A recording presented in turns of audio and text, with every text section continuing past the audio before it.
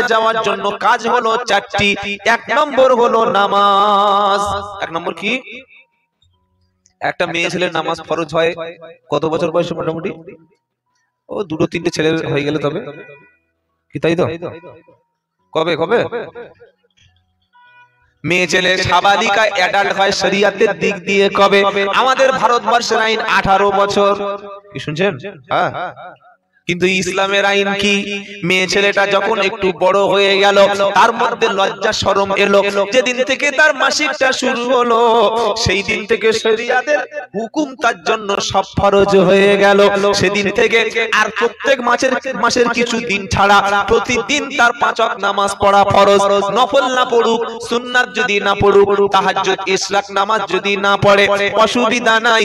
ফরজ নামাজ যদি কোনো মেয়ে ছেলে 5 ওয়াক্ত পড়ে, আল্লাহ তাআলা আর তিনটি কাজ। তার প্রথম কাজ হলো 5 ওয়াক্ত ফরজ নামাজ। মেয়েরা নামাজ পড়ে বেশি, কিন্তু নামাজের সময় টাইম টেবিল ঠিক।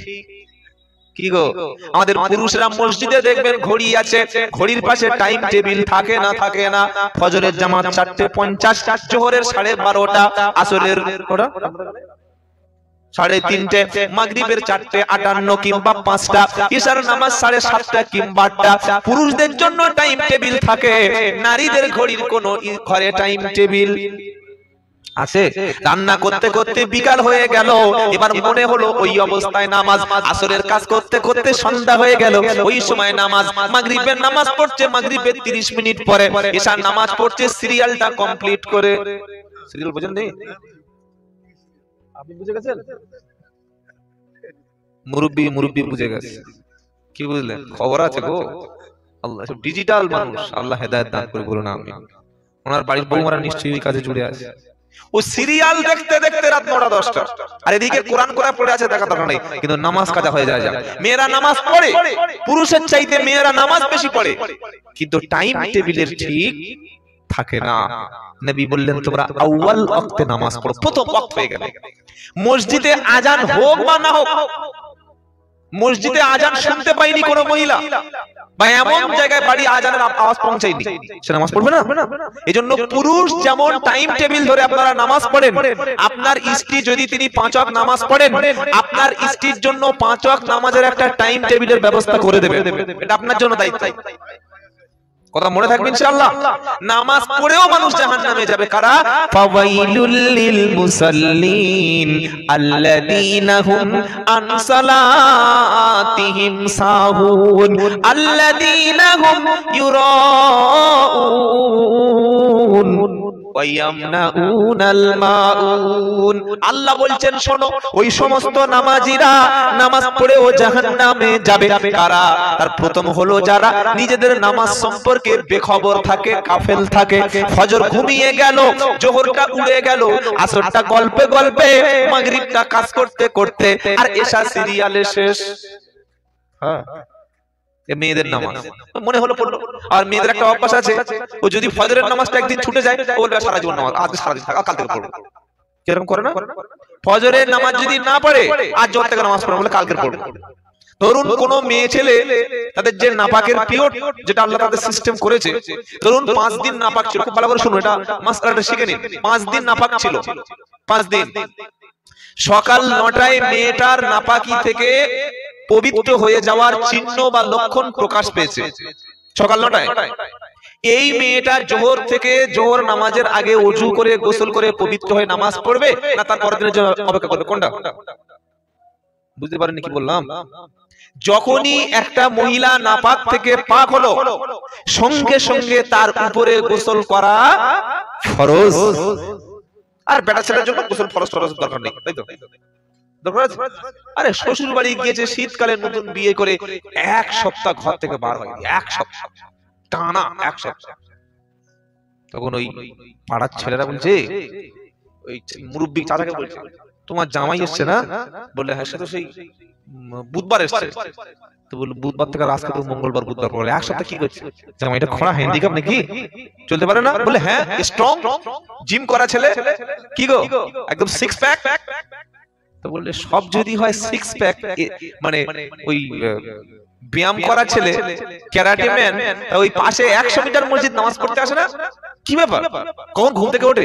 বলে না বাবা আমার জামাই একটু পরিশ্রম করার লোক তো, বেলায় কি পরিশ্রম করে একবার বুঝানো, বেলায় ঘুম থেকে ওঠে একদিনও গোসল ফরজ গোসল করে না পাপ। এই অবস্থায় যদি কোনো বাচ্চা জন্মগ্রহণ করে, ওই বাচ্চাটা কি একজন নেক বাচ্চা হতে পারে? পারে না। আজকের আমরা আমাদের সমাজে আর কোনো ভালো আলেম আসছে না, যোগ্য ব্যক্তি আসছে না, আমরা আর ভালো নেককার মানুষ পাচ্ছি না। কেন? আমাদের স্ত্রীদের, আমাদের নতুন যে প্রজন্ম ছেলেগুলি, এরা ইসলামের বিধি বিধান মেনে চলার চেষ্টা করছে না। কথা বুঝেছেন তো? যে মেয়েটি ফজরের সকাল 9টায় নাপাক থেকে পাক হলো, জোহরের সময় অবশ্যই তাকে গোসল করে নামাজ ধরতে হবে, পড়তে হবে, সালাত আদায় করতে হবে। আল্লাহ পাক তাই বলছেন নামাজ পড়েও জাহান্নামে যাবে দুটি কারণে। কি? আল্লাযীনা হুম আন সালাতিহিম সাহুন, যারা মা এসেছেন ওয়াক্ত হয়ে যাওয়ার সাথে সাথে, আজান হয়ে যাওয়ার সাথে সাথে, যত কঠিন কাজ থাকুক না কেন, কাজটাকে থামিয়ে তুমি সঙ্গে সঙ্গে নামাজে দাঁড়িয়ে যাও। আজকে ছেলের জন্য, মেয়ের জন্য, সংসারের জন্য, সবার জন্য এত পরিশ্রম করছো, আজকে রাতে যদি তোমার মৃত্যু হয়, এতক্ষণ তোমার জায়গা হবে কবর। তোমার সংসার পড়ে থাকবে, থালা বাসন প্লেট পড়ে থাকবে, ঘর বিল্ডিং সবকিছু পড়ে থাকবে, স্বামী বেশি দিন কাঁদবে না। আর এখনকার স্বামীগুলো দুটো তিনটে ছেলে হয়ে গেলে বিবির সঙ্গে ভালোবাসা, জোরে বলো। আগেকার যারা বয়স্ক মুরব্বী ছিল, 5 ছেলের মা রাস্তায় বার হয়ে যাচ্ছে, তাও বুড়ির হাত ধরে। কি বলছেন বলুন? বুড়ি অসুস্থ হয়ে গেলে বুড়ো পাশে বসে বসে কাঁদছে। নাতি বলছে ও দাদু এখনো কাঁদছো? বললে কি বলবো রে বাবা, এখনো কাঁদছি। আসল ছিল ওটা আমার প্রেমিক, ওটা হলো ভালোবাসা। ভালো তো এখন তোমরা বাঁচতে জানো না, ভালোবাসবে বিয়ের পরে, ওটা হলো ভালোবাসা। আর বিয়ের আগে হলো ওটা মুরগি পোষা। বিয়ের আগে কি বললাম? যেটা বলুন, মুরগি লোক কেন পোষে? ডিম খাবে বলে, ডিম না দিতে পারলে জবাই করবে বলে। বিয়ের আগে ভালোবাসা মানে তোমাকে নিয়ে পার্কে যাব, তোমাকে নিয়ে সিনেমা হলে যাব, মনের চাহিদা মিটিয়ে নেব, এটা হলো নোংরামি ভালোবাসা। আর অরিজিনাল ভালোবাসা হলো ইসলাম দিয়েছে বিয়ের পরে ভালোবাসা। কোরআন শোনাচ্ছে হুন্না লিবাসুল লাকুম ওয়া আনতুম লিবাসুল লাহুন্না। নারী হলো পুরুষের পোশাক, পুরুষ হলো নারীর পোশাক। বলুন না সুবহানাল্লাহ। নারী হলো পুরুষের পোশাক, পুরুষ হলো নারীর পোশাক, একে অপরের পাশে থাকবে। যেদিন তুমি কালেমা বলে স্ত্রীকে দেনমোহর দিয়ে হালাল করে নিয়েছো, সেদিন তোমার স্ত্রী নয়, সেদিন থেকে ওটা হলো তোমার বান্ধবী, তোমার ভালোবাসার সাথী। তুমি দুঃখ পেলে সে কাঁদে, তুমি হাসলে সে হাসে, তুমি ক্ষুধার্ত থাকলে সে ক্ষুধার্ত থাকে, তোমার কষ্ট হলো সে তোমার পাশে থাকে। এজন্য কোরআন আবার বলছে ও আশিরুহুন্না বিল মারুফ, তোমরা স্ত্রীদের সঙ্গে সৎ আচরণ করো। নবী বললেন সেই ব্যক্তি মুসলমান না, সেই ব্যক্তি মুমিন না, মুসলমান না। সাহাবারা বললেন কোন ব্যক্তি? নবী বললেন যে তার স্ত্রীর কাছে, যে তার পরিবারের কাছে ভালো না, সে কখনো ভালো মুসলমান। যদি বলো সন্ধ্যা থেকে বাদাম খেয়ে জলসা শুনে দান করে কুচে দিয়েছো, এবার মাথায় হাত দিয়ে ভেবে দেখো বিবির কাছে কতটা ভালো হয়েছো। কিছু বুঝতে পারছো না? পারছো না? কি গো বাবা জিরা, আল্লাহ আজ আমি নিজের বিবির কাছে ভালো, নিজের বিবির সঙ্গে এমন আচরণ করে মেয়েটা কাঁদছে শুয়েছে, আল্লাহ এই জঙ্গলিটা তুলে নাও। কি গো বাবা জিরা, সকালবেলা একদিন কাজ বেশি, বাড়িতে রান্না খাওয়া, কুটুম্ব এসছে, আত্মীয় স্বজন এসছে, মেয়েটা খেটে খেটে পরিশ্রম করে করে রান্না করে করে জামা কাপড় বিকাল 3টা বেজে গেছে, এখন খাওয়া হয়। আপনি তো হাঙরের মতো মাংস দে বলে 6টা ডিম ছা ছা ছা ফা ফা মেরে দিয়ে বসে আছে। এই যে মাংস দে, 1 কেজি মাংস একা টেনে দিয়েছে। বাড়িতে যেদিন অনুষ্ঠান হয়, মেয়েরা খাটতে খাটতে সাদা মুখটা পুড়ে লাল হয়ে যায়। কখনো নিজের বিবির কাছে বসে জিজ্ঞাসা করেছেন তোর খাওয়া হয়েছে, কষ্ট হয়েছে না, আমি একটু সাহায্য করে দেবো? করতে পেরেছেন? তবে তো তুমি স্বামী। তুমি বিছানায় গিয়ে বলছো আমি স্বামী, ছাগল কথা। শুধু বিছানায় স্বামী হওয়া যায় না, তার দুঃখের সঙ্গে স্বামী হও, তার সুখের সঙ্গে স্বামী হও। তাকে জিজ্ঞাসা করো তোমার প্রয়োজন কিছু লাগবে কিনা। স্ত্রীকে হাত খরচ মাঝে মাঝে দেন না, ভান্ডার টাকা দিয়েছেন ওই তুলে বিড়ি খান, পাগল কথা। বউয়ের টাকা তুলে নিজে বিড়ি কিনে খাচ্ছে, সিগারেট কিনে খাচ্ছে, গাঁজা কিনে খাচ্ছে, লাইট পোস্টার পেতে পারে না। নিজের স্ত্রীর হাতে হাত খরচ দেবেন, এটা সুন্নাত। বলুন সুবহানাল্লাহ। বাজারে কত রকমের গিফট বার হচ্ছে, গিফট ফুল। শপিং মলে গেছেন, রেস্টুরেন্টে গেছেন, একটু খাবার কিনে বিবিকে দিন। মেয়েরা বেশি কিছু চায় না, সামান্য ভালোবাসায় ভালোবাসাটা রেখে দেয়। পরের বউ বলে খুব খুশি, খুব হেসে কথা বলে, আর নিজের বউটা আসার খবর মনে না। কি গো, অথচ নিজের স্ত্রীর মুখের দিকে তাকিয়ে হাসা হেসে কথা বলা হচ্ছে ইবাদত, সাদকা। বলুন সুবহানাল্লাহ। এখন সুবহানাল্লাহ বলে লাভ নেই, বউ সে ঘুমিয়ে পড়েছে, বাড়ি গিয়ে দেখবে কি। আল্লাহ আল্লাহ ভাইরা, সকলে বলুন নিজের স্ত্রীর মুখে দিয়ে তাকিয়ে হাসবো। বলুন ইনশাআল্লাহ। বলুন না ইনশাআল্লাহ। আগেকার এই বয়স্ক লোক কি ভালোবাসা বিবির সাথে, সারা জীবন ওই বৃদ্ধ মানুষের হাত ধরে, আর বৃদ্ধটা স্ত্রীর শাড়ির আঁচল ধরে জীবন পার করে দিয়েছে। আর এখন 12 লাখ টাকা খরচ করে পুরো এই এলাকাটার নাম কি জানো? মহিপালের 500 লোক খেলো, 12 লাখ টাকা বিয়ের বাজেট। এক মাস পরে সেই বিয়ের প্যান্ডেলের খাওয়ানোর যে পাতা, শাল পাতা আর ওই গ্লাসের যেগুলো পড়েছিল ওইগুলো নষ্ট হয়নি, ডিভোর্স। হ্যাঁ, কি হচ্ছে না? আরে বলছেন না কেন? এই আব্দুল সত্তার, তোমার মেয়ে ডিভোর্স হয়ে গেল, ছেলেটা খারাপ। সব ছেলে খারাপ, তোমার মেয়েটা একবার কি ওই খুব ভালো? সব ছেলে খারাপ। কি গো বাবাজিরা, এখন আর বিয়ে টিকছে না। কেন? বিয়ের আগে রয়েছে মেয়ের অন্ধ মনে বদ্ধ জমানো প্রেম। ওই একটা ছেলেকে এমন ভালোবেসে ফেলেছে, ওকে ছাড়া বাঁচবে না, ওকে ছাড়া খাবে না, ওকে ছাড়া ঘুমাবে না, সারা দিন ওর সঙ্গে ফোনে প্রেমালাপ করে। সন্ধ্যা হলে তো আরো ওপেন সিক্রেট ভিডিও কল, পুরো একদম সব খুলে দেখিয়ে দেয়। ছি ছি ছি, নাউজুবিল্লাহ। তো তোমার জীবন আর যৌবনটা তুমি যার কাছে বিক্রি করে দিয়েছো, এখন তো আর স্বামীর ভালো লাগবে না, কি করে সংসার টিকবে? তাই ডিভোর্স, আপনার মেয়েকে ধুমধাম করে বিয়ে দেবেন না। 2-4টে লোক খাইয়ে আগে দেখুন, যদি বছর 5 ছেলে পুলে হয়ে সংসারটা টেকে, এইবার লোক খাওয়াবো। কিছু বুঝতে পারলেন? তা না হলে 12 লাখ টাকা পুরো জলে চলে যাবে। আমার বয়স কম হলে কি হবে? আমি ঠকে আপনাকে বলছি, ঠকে গল্প শুনে বলছি। বাবাজিরা, আল্লাহ আল্লাহ ভাইরা, জ্ঞানী জনেরা, সদী মানুষেরা, স্ত্রীদের কাছে ভালো স্বামী আপনাকে হতে হবে। আপনি আল্লাহর কাছে বান্দা হওয়ার আগে, নবীর উম্মত হওয়ার আগে, মানুষের কাছে ভালো মুসলমান হওয়ার আগে, সমাজে নিজের পরিচিতি ঘটানোর আগে বুকে হাত দিয়ে দেখুন, আপনি ঘরে গেলে আপনার স্ত্রী আপনার উপর খুশি কিনা। একজন মুমিন বান্দার ব্যবহারটা কেমন হবে?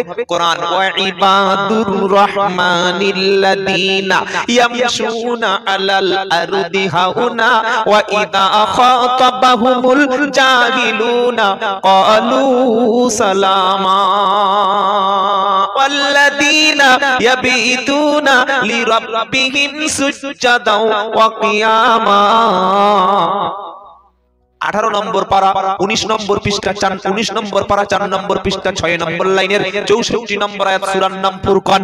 আমার আল্লাহ পাকের ঘোষণা, মুমিন বান্দা জমিনে যখন চলবে ভদ্র নম্র সভ্যভাবে চলবে, কেউ তার ব্যবহারে কষ্ট পাবে না। মুহাম্মদ সাল্লাম যখন ঘরে যেতেন, তার একাধিক স্ত্রী ছিল, তারপরে প্রত্যেকটা বিবি মনে করতেন মুহাম্মদ সাল্লাম আগে আমারও বাসায় প্রবেশ করুক। জোরে হবে না সুবহানাল্লাহ? এই হচ্ছে রাসূলের আখলাক, এই হচ্ছে চরিত্র।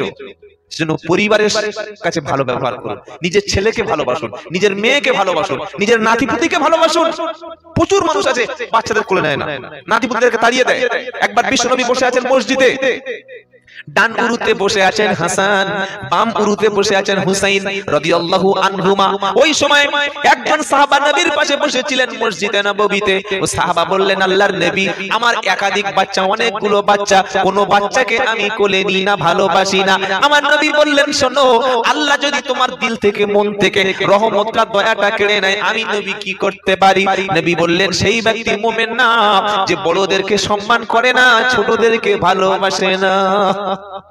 কি গো, মসজিদ থেকে লোক তাড়িয়ে দিই না, ছোট ছোট বাচ্চারা একটু ডিস্টার্ব করলে, কিছু বয়স্ক লোক আছে মসজিদটা মনে করে আমার বাপের এটা মানে অফিস, মসজিদ থেকে তাড়িয়ে দিয়েছে। আপনি ঠিক করলেন না, আপনি ঠিক করলেন না। বাচ্চাদের মসজিদে বেশি বেশি আনুন, মসজিদে জায়গা করে দিন, একটু দুষ্টুমি করবে, বদমাইশি করবে, আস্তে আস্তে ওই বাচ্চাটা মসজিদে আবাদ করবে। আর মসজিদ থেকে যদি বাচ্চাদের তাড়িয়ে দেওয়া হয় না, মসজিদ থেকে যদি ছেলে মেয়েদেরকে তাড়িয়ে দেওয়া হয়, তাহলে ও ভাববে মসজিদটা আমার জায়গা না। সেজন্য সকলে বলুন, স্ত্রীর সঙ্গে সৎ আচরণ করব, বলুন ইনশাআল্লাহ। তাহলে মেয়েরা নামাজ পড়ে বেশি, একটা কারণে তাদের নামাজটা ক্ষতি হয়, সেটা কি বললাম? সময় মতো না পড়া। আর একটা হচ্ছে লোক দেখানোর নামাজ। কি গো, জীবনে নামাজ পড়ে না, কেউ মারা গেছে, মৃত্যু বাড়িতে গিয়ে জানাজার নামাজ পড়ছে, আছে না নেই? আবার নামাজ মেয়েদের নষ্ট হওয়ার একটা কারণ শুধুমাত্র শাড়ি পরে নামাজ পড়া। আমি একাধিক প্রোগ্রামে বলেছি, আমার বক্তব্যটা অনলাইনে অনেক আছে, যে শাড়ি পরে কেন নামাজ হবে না। কোন মহিলা যদি শুধু শাড়ি পরে, শাড়ি অ্যাকচুয়ালি মুসলমান মহিলাদের পোশাক না, এটা কাদের পোশাক? মুশরিক পৌত্তলিকদের পোশাক। তবে পড়তে পারে, অসুবিধা নাই, কিন্তু ঈমান ইসলামের দৃষ্টিতে ইজ্জত, আব্রু, সতীত্ব, ফরজ পর্দার জন্য সবচাইতে বেস্ট চয়েস হলো সালোয়ার কামিজ। আমার কথা বুঝতে পারলাম? কি বললাম বুঝতে পেরেছেন? হ্যাঁ, শাড়ি পরলেই মাথার চুল খুলে যেতে পারে, বুকের অংশ খুলে যেতে পারে, হাতের অংশ সরে যেতে পারে, পেটের কাপড়টা সরে যেতে পারে, আনফরচুনেটলি সরে যাবে। এটা একদম দুর্ভাগ্যজনক হলো সত্য। নিজের সতীত্ব হেফাজত করা শাড়ি পরে খুব কঠিন ব্যাপার। এইজন্য নবীর স্ত্রীরা সব সময় এই জাতীয় পোশাক পরতেন, সালোয়ার কামিজ টাইপের, ওড়না, পাজামা এগুলো পরতেন। তো আপনার বাড়ির মহিলা, আমার বাড়ির মহিলা অধিকাংশ নামাজ পড়ে, কিন্তু শাড়ি, শুধু শাড়ি পরে নামাজ পড়ে, মাথার চুলটা সেজদার সময় খুলে যায়, হাতের অংশটা খুলে যায়, কপালের অংশটা খুলে যায়, পেটের কাপড়টা, পিঠের কাপড়টা অসতর্ক মুহূর্তে সরে যায়। ওই সরে গেল মানে ফরজটা তরক হয়ে গেল, নামাজটা নষ্ট হয়ে গেল। সেজন্য মহিলাদের জান্নাতে যাওয়ার জন্য নবী বললেন প্রথম কাজ 5 ওয়াক্ত ফরজ নামাজ। নাম্বার 2 রমজানের রোজা। 3 নম্বর স্বামীর কথা মতো জীবন যাপন করা। এই ক্ষেত্রে 100-র মধ্যে 90টা মহিলা ফেল। হ্যাঁ, এই ক্ষেত্রে ফেল। আপনি রাত্রেবেলা বলেন একটু পানি দাও, এত বড় চোখ বার করবে, দেখতে পাচ্ছ না পানির জায়গা আছে, খেয়ে নাও। ও তাহাজ্জুদের নামাজ, দান, সদকা, কুরবানি, তেলাওয়াত, ওই একটা চোখ বার করা সব শেষ হয়ে গেল। স্বামীকে ধমক দিচ্ছে, দেখতে পাচ্ছ না আমি কাজ করছি, দেখতে পাচ্ছ না আমি কি করছি, এটা উচিত না। স্ত্রী স্বামীর সঙ্গে সবচাইতে নরম ভাষায় কথা বলবে। আর আমরা কি করব? স্ত্রীকে এই যে কি গো, ইচ্ছা মতো মেরে পিটে একদম চামড়া করে নেবো, তাই তো নাকি? নবী বললেন তুমি যেমন খাবে তোমার স্ত্রীকে তেমন খাওয়াবে, তুমি যেমন পোশাক পরবে তোমার স্ত্রীকে তেমন পোশাক পরাবে, দাসীর মতো মারবে না, কারণ দিনের শেষে তুমি তার সঙ্গে আনন্দ সোহাগ করবে। বলুন সুবহানাল্লাহ। আপনি কি পেয়েছেন? স্ত্রী কখনো কাজের মেয়ে না, স্ত্রী কখনো আপনার বাড়িতে পরিশ্রম করতে আসে নাই। আপনার যতটুকু অধিকার ও আপনার স্ত্রীর ততটুকু অধিকার। কোরআন সব জায়গায় পুরুষ এবং নারীর অধিকারটা সমান দিয়েছে, শুধু একটা জায়গায় পুরুষকে একটু বেশি দিয়েছে, সেটা কি? আর রিজালু কাওয়ামুনা আলান নিসা। আল্লাহ বলছেন খরচ করার ক্ষেত্রে, অর্থ উপার্জনের খরচের ক্ষেত্রে স্বামীর দায়ভার বেশি। যত ব্যয় করে স্ত্রী না স্বামী। আপনারা মনে হয় সংসারে আপনাদের খরচ হয় না নাকি? আপনারা সব সরকারি লোক, সংসারে খরচ হয় না? খরচটা কে করে? মেয়েরা না স্বামী? স্বামী করে। কাপড় নষ্ট হয়ে গেলে কিনে দেয় স্বামী, রান্নার খরচটা বহন করে স্বামী, জামা কাপড়ের পলিশ টাকাটা দেয় স্বামী, ঘর বেঁধে দেয় স্বামী, খাট গদি ড্রেসিং টেবিল সব কিনে দেয় স্বামী, অসুস্থ হলে চিকিৎসা করে স্বামী। এজন্য আল্লাহ বলছে স্ত্রীর মর্যাদা চাইতে এই জায়গায় স্বামীকে একটু বাড়িয়ে দিলাম। খরচ করে যে অধিকার বেশি তার, মনে থাকবে ইনশাআল্লাহ। এই জায়গা আল্লাহ নারীকে, নারীর চাইতে পুরুষকে একটু বেশি দিয়েছেন, যে তোমরা স্বামীর আনুগত্য করো। বর্তমান অধিকাংশ মেয়ে ছেলেরা কলেজ ইউনিভার্সিটি পড়াশোনা করে বললে আমি নিজেই স্বাধীন, আমার পুরুষের দরকার নাই, স্বামীর দরকার নাই। ও স্বামীর বিয়ে করা অনেক ঝামেলা, বিয়ে করে তার খেদমত করো, বাসন বাড়ি পরিষ্কার করো, রান্না বান্না করো, স্বামীর খেদমত করো। আমি ও করবো কেন? আমি তো স্বাধীন, আমি নিজেই স্বাবলম্বী। হ্যাঁ, বর্তমানে স্বাবলম্বী ভাষা, আমি নিজেই স্বাবলম্বী হয়ে গেছি, আমার স্বামীর খেদমত করার দরকার নাই। স্বামীর জামা কাপড় পরিষ্কার করে দিলে, রান্না করে দেয়া হলে, এটা নাকি নারীর দাসত্ব, নারীর নাকি ইজ্জত ছোট হয়। আর অফিসের বসকে চা করে দিচ্ছে, অফিসে ঝাড় দিচ্ছে, অফিসে জামা কাপড় পরিষ্কার করে কর্মচারীদের পরিষ্কার করে দিচ্ছে, তখন কি হয়? বলছে সার্ভিস দিচ্ছে। কি বুঝতে পারছেন আমার কথা? স্বামীর খেদমত করলে ওটা নাকি নারীর সম্মানহানি হয়। স্বামীর জামা কাপড় পরিষ্কার করে দিলে, স্বামীর সংসারে রান্না করে দিলে, ওটা নাকি স্বাধীন থাকে না, নারী নাকি পরাধীন, নারী নাকি স্বামীর দাস, স্বামীর গোলাম। এই যখন আপনারা ফ্লাইটে ট্যুর করেন, মানে প্লেনে যারা যান, দেখবেন এয়ার হোস্টেস যারা আপনাকে একটু স্যান্ডউইচ দিল, একটু কফি দিল, চা দিল, মিষ্টি সুরে প্লেনের মধ্যে যখন আমরা যাই, সফর করি, চা এনে দিল, কফি এনে দিল, স্যান্ডউইচ এনে দিল, কি করে না করে না? তারপর এগুলো ওই একজন ঘুমাচ্ছে, ধরুন সিটে হেলান দিয়ে কোমরে বেলুন ঘুমাচ্ছে, এক্সকিউজ মি স্যার, স্যার ও খাবে না, sir sir please please please, কি গো পরপুরুষের পরের লোকের মুখে স্যান্ডউইচ তুলে দেওয়া, তার খাবারের পরিবেশন করা, খাবারটা নষ্ট করে সেটা আবার নির্দিষ্ট জায়গায় ফেলে দেওয়া, চা করে দেওয়া, কফি করে দেওয়া, অফিসে হোক কর্মসংস্থানে হোক, এটা মেয়েরা নাকি স্বাবলম্বী, আর এই কাজটা স্বামীর করলে সেটা নাকি পরাধীনতা। এই কুহুরি, এই বেঈমানি, এই বিশ্বাসঘাতকতা, এই নাফরমানিটা ইহুদি খ্রিস্টানরা মুসলমানদের মধ্যে শিখিয়ে দিয়েছে। তারা শিখিয়েছে স্বামীর খেদমত করা যাবে না, স্বামীর খেদমত মানে পরাধীনতা, স্বামীর জামা কাপড় কাচা মানে পরাধীনতা। তুমি অফিসে যাও, তুমি স্বাধীন নারী, তুমি ইনকাম করতে পারো, তুমি এমএসসি, তুমি এমকম, তুমি এমটেক, তুমি বিটেক, তুমি ডব্লিউবিসিএস অফিসার, তুমি একজন শিক্ষিত নারী, তুমি চাকরি করতে পারো, তুমি কেন স্বামীর খেদমত করবে? কি গো, তুমি রান্না বান্না করতে পারো, তুমি অফিসে কি কাজ করবে, তোমার মাসের শেষে 50 টাকা বেতন হবে, তুমি অফিসের বসের খেদমত করো, তার সার্ভিস দাও, তার খুশি করো, তার মুখের কাছে গিয়ে হাসো। কিন্তু ইসলাম বলছে না। নারীর জন্য কি বললে জানেন? ওয়াকারনা ফি বুয়ুতিকুন্না ওয়ালা তাবাররাজনা তাবাররুজাল জাহিলিয়াতিল উলা। আল্লাহ বলল নারীরা ঘরের মধ্যে থাকো, ঘরটাই তোমাদের জন্য সবচাইতে সেফ জোন। বলুন সুবহানাল্লাহ। চেট্টিখানি ব্যাপার না, নারীদের জন্য ঘর হলো সবচাইতে সেফ। বলতে গেলে নিজে ধরা পড়ে যাবে, কারণ তো গুটকা খায়, শান্তি খায়। এমন অনেক বক্তা আছে মুখের মধ্যে গুল না দিলে বক্তব্য করতে পারে না, এমন অনেক বক্তা আছে মুখে শান্তি না দিলে বক্তব্যই হয় না। তাহলে আপনি নিজেই কেন হারাম বললাম? আল্লাহ বলছেন ওয়ালা তুলকু বিআইদিকুম ইলা তাহলুকা। দ্বিতীয় পারা সূরা বাকারা আল্লাহ বলছেন তোমরা তোমাদের হাতগুলোকে ধ্বংসের মধ্যে ফেলে দিও না। যারা এই গুটকা, তেরেঙ্গা, শেকর, খৈনি, জর্দা খায়, এর মধ্যে থাকে বিষ। বিষটার নাম কি? নিকোটিন। নিকোটিনটা কি? এটা খাওয়ার পরে মানুষের শরীরে আস্তে আস্তে স্লো পয়জিং ভাবে ক্যান্সার দেখা যায়। আপনি তো নিজেই খেয়ে নিচ্ছেন, নিজেই নিজের ক্যান্সার ডেকে আনছেন। পারা নাম্বার 15 পৃষ্ঠা নাম্বার 3 লাইন নাম্বার 13 আয়াত নাম্বার 27 সূরার নাম বনী ইসরাইল। আল্লাহ বলেন ইন্নাল মুবাদদিরিনা কানু ইখওয়ানা শায়াতিন। নিশ্চয়ই যারা প্রয়োজন ছাড়া অতিরিক্ত খরচ করে তারা শয়তানের ভাই। বিড়ি, সিগারেট, খৈনি, জর্দা, শান্তি, গুটকা। আপনি ডাক্তারকে ডেকে জিজ্ঞাসা করুন, আমি আব্দুল্লাহ জুবাইর চ্যালেঞ্জ করছি যে এর মধ্যে যদি 1% লাভ থাকে আপনি আমাকে এই সবার সামনে কান দুটো ধরে বলে দেবেন।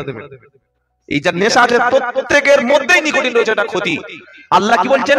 প্রয়োজন ছাড়া অতিরিক্ত খরচ করো না। তাহলে আপনি টাকা দিয়ে ক্ষতির জিনিস কিনে খাচ্ছেন, এটা হালাল হলো না হারাম হলো? অপচয় হলো, মানে হারাম। আপনি অপচয় করছেন টাকা। 5 নম্বর পারা 2 নম্বর পৃষ্ঠা 3 নম্বর লাইন 29 নম্বর আয়াত সূরার নাম নিসা। আল্লাহ বলছেন ওয়ালা তাকতুলু আনফুসাকুম। তোমরা তোমাদের নিজেদেরকে ক্ষতি করো না, নিজেদেরকে হত্যা করো না। সুইসাইড করা হারাম। অনেক মেয়ে আছে, অনেক স্বামী আছে, অনেকে প্রেম করতে গিয়ে শেষে গার্লফ্রেন্ড পায় নাই, বয়ফ্রেন্ড পায় নাই, বিষ খেয়ে নিয়েছে, গলা দড়ি দিয়েছে, হয় না? হয় না? আল্লাহ বলছে এটা হারাম। তো যারা তামাক, খৈনি, জর্দা, তেরেঙ্গা, সিগারেট, মদ, বিড়ি খেয়ে নিজের জীবনটা ধ্বংস করে দিচ্ছে, হারাম করছে না হালাল করছে? তো সব বক্তা বলবে না আপনাকে এটা হারাম। কেন বলবে না? ও নিজেই শান্তি খায়, নিজেই জর্দা খায়, নিজেই তামাক খায়। ছি ছি ছি ছি। এর জন্য বক্তাকে আমল দেখুন, নামাজ পড়ে কিনা, তার মধ্যে হালাল হারাম বাদ বিচার করে কিনা। অনেক বক্তা এমন আছে বাবা নিজের মাকে ভাত দেয় না, বক্তব্য করছে বাবারা আমাকে ভালোবাসো, মায়ের পায়ের তলায় জান্নাত, বাবা আমাকে ভালোবাসো বাবা। আরে ছাগল, তুমি নিজে আমল করো না, লোকের বলছো কিভাবে? কি গো, নিজের মধ্যে যেটা আমল নাই সেটা মানুষকে বলো না, এটা কোরআনে আল্লাহ বলে দিয়েছে। ইয়া আইয়ুহাল্লাযীনা আমানু লিমা তাকুলুনা মা লা তাফআলুন। সূরা সাফের দ্বিতীয় আয়াতে আল্লাহ বলছেন হে বিশ্বাসী ইমানদারেরা, তোমরা সেই কথাটা কেন মানুষকে বলো যেটা নিজে আমল। কি গো, নিজে যেটা করো না সেটা মানুষকে কখনো বলো না। আতা'মুরুনান নাসা বিল বিররি ওয়া তানসাউনা আনফুসাকুম ওয়া আনতুম তাতলুনাল কিতাব আফালা তাআকিলুন। এটা প্রথম পারা সূরা বাকারার 43-44 নম্বর আয়াতে আছে। আর আল্লাহ পাক বলছে এই কথাটা আল্লাহ ইহুদিদের সম্পর্কে মুসলমানদেরকে বলছে। ইহুদিদের বড় বড় পণ্ডিত ছিল, ইহুদিদের বড় বড় আলেম ছিল, তারা মানুষদেরকে বলতো দান করো, মানুষদেরকে বলতো ভালো কাজ করো, নিজেরা কিন্তু সেটা বুঝতে পারছেন চরিত্র কাদের চরিত্র? এই চরিত্র আজকের মুসলমানদের মধ্যে এসেছে। আমরা মানুষকে বললাম সালাত আদায় করো, নামাজ পড়ো, কোরআন পড়ো, ভালো খাও, হালাল খাও, সত্য কথা বলো, মিথ্যা বলো না। আর ওই চরিত্রগুলো যদি আমার মধ্যে থাকে, ইহুদিদের সঙ্গে আমার মিল আছে না নাই?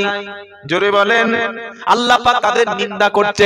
আতা'মুরুনান নাসা বিল বিররি ওয়া তানসাউনা আনফুসাকুম ওয়া আনতুম তাতলুনাল কিতাব আফালা লা তাকিলুন। তোমরা মানুষকে ভালো কাজের জন্য আদেশ করো, সৎ কাজের জন্য নির্দেশ দাও, আর নিজেরা ভুলে থাকো। তোমাদের কি বিবেক নাই, বুদ্ধি নাই? অনেকে এই কাজটা করে, মানুষকে ভালো কথা বলে অথচ নিজে আমল করে না। মুহাম্মদ সাল্লাল্লাহু আলাইহি ওয়াসাল্লাম মিরাজের রাতে যখন গেলেন, এক শ্রেণীর ব্যক্তিকে দেখতে পেলেন আগুনের কাঁচি দিয়ে জিহ্বাগুলো কেটে নেওয়া হচ্ছে। আল্লাহ নবী মুহাম্মদ সাল্লাল্লাহু আলাইহি ওয়াসাল্লাম জিজ্ঞাসা করলেন, এরা কারা?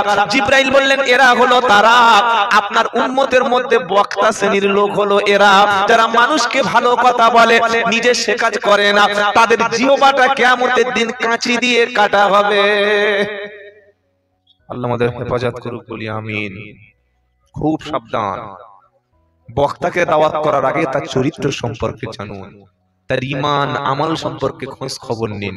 হারাম খায় কিনা, মিথ্যা কথা বলে কিনা, পরেশগার মুত্তাকি আছে কিনা, আপনার কোনো কাজ হবে না, কোনো লাভ হবে না। কষ্ট করেন কথাটা বললাম বলে। আল্লাহ হেফাজত করুক। বাবাজিরা, আল্লাহ আল্লাহ ভাইরা, নামাজের মধ্যে আমরা কি চাইলাম? হেদায়েত চেয়ে নিলাম। আবার হেদায়েতের জন্য স্পেশাল একটা দোয়া আছে।